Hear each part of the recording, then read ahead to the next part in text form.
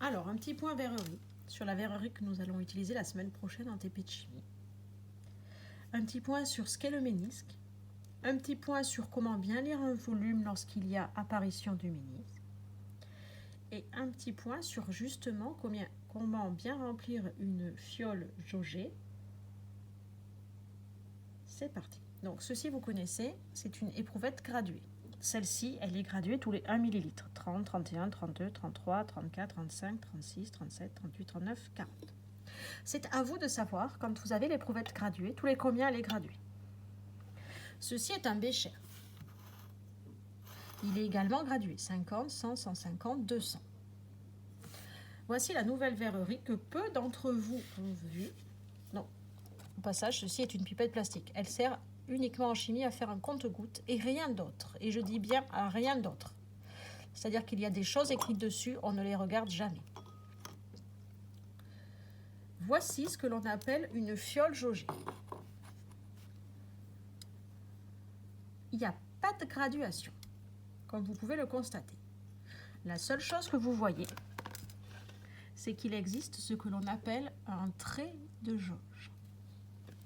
Par exemple, cette fiole jaugée, elle est faite pour mesurer 50 ml et rien d'autre. Donc là, j'ai mis exprès un liquide dedans. Vous pouvez me dire qu'il y en a moins que 50, et puis c'est à peu près tout. Au passage, une verrerie se tient toujours comme je le fais, avec les deux doigts par en haut. Pourquoi ? Pour qu'elle soit verticale. Parce qu'on vous a appris au collège que la surface d'un liquide au repos est plane et horizontale. Si vous la tenez comme ça, vous pouvez fausser la lecture du volume.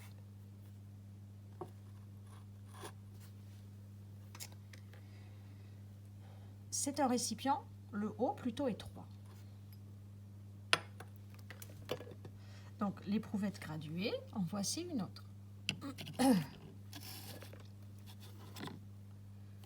Cette fois-ci, vous voyez que les graduations sont plus précises, puisque ici on est à 10, ici on est à 15, ça fait 10, 10 et demi, 11, 11 et demi, 12, 12 et demi, 13, 13 et demi, 14, 14 et demi, 15.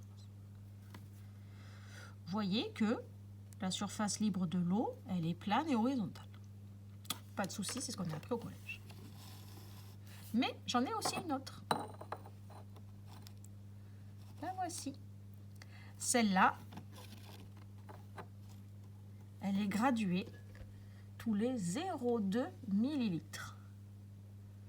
2, 2,2, 2,4, 2,6, 2,8, 3. 3,2, 3,4, 3,6, 3,8, 4. Et qu'est-ce qu'on s'aperçoit ici ? On s'aperçoit que la surface de l'eau, elle n'est pas plane horizontale, elle est incurvée vers le bas. C'est ceci qu'on nomme le ménisque. Pour lire correctement un ménisque, quand la verrerie, elle est étroite, il faut premièrement placer son œil au niveau du ménisque. C'est pour ça que je viens de déplacer mon téléphone pour que mon objectif soit au niveau de la graduation. Donc ici on est à 4, 4,2, 4,4, 4,6, 4,8. Ici on est à 5. Ici, là vous voyez le trait de jauge, on est à 6,2. Un volume se lit en bas du ménisque. Donc le volume contenu dans cette éprouvette graduée est de 6,0 ml. On repère le point le plus bas du ménisque et pas 6,2. Si vous lisez 6,2, c'est faux. On lit en bas du ménisque. Ce qui nous emmène à la fiole jaugée.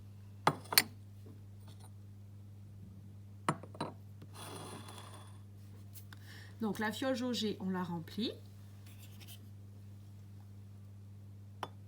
Et je vous ai dit, une verrerie jaugée, ça ne nous indique qu'un seul volume. On s'aperçoit que dans la verrerie jaugée, il y a également un ménisque.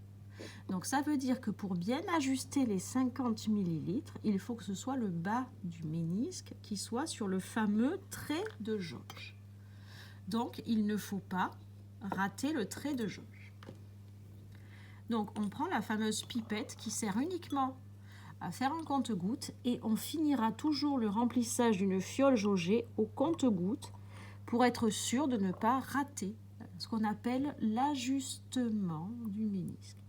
Donc là, ceux qui s'arrêtent là, ils n'ont pas 50 ml. Pourquoi? Parce que vous voyez que le bas du ménisque, ici, il est plus bas que le trait de jauge. Attention, il faut faire délicatement.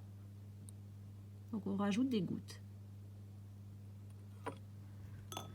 Voilà. Là, on agite toujours un peu. Vous avez le trait de jauge qui est au niveau du ménisque. Vous avez rempli correctement la fiole jaugée. Bas du trait de jauge, bas du ménisque qui correspond au trait de jauge.